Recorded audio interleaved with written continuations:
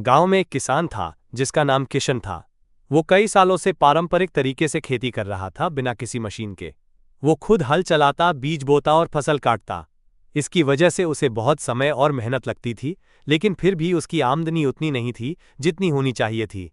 एक दिन किशन ने एग्रो मेला मार्ट चैनल के बारे में सुना, जो किसानों को आधुनिक कृषि तकनीकों और मशीनों के बारे में जानकारी देता था। उसने चैनल को कॉल किया और उनसे खेतों में काम करने के लिए मशीनों के बारे में पूछा। चैनल से जुड़ी टीम ने उसे कई मशीनों के बारे में बताया, जिनसे उसकी मेहनत कम हो सकती थी और उत्पादन बढ़ सकता था। उन्होंने उसे power weeder, brush cutter, drum seeder, reaper cutting machine और उनकी अटैचमेंट के बारे में समझाया। इन मशीनों से खेतों में खरपतवार हटाने, घास काटने, बीज बोने और फसल काटने का काम बहुत आसानी से और जल्दी हो सकता था। किशन ने इन मशीनों का उपयोग करना शुरू किया।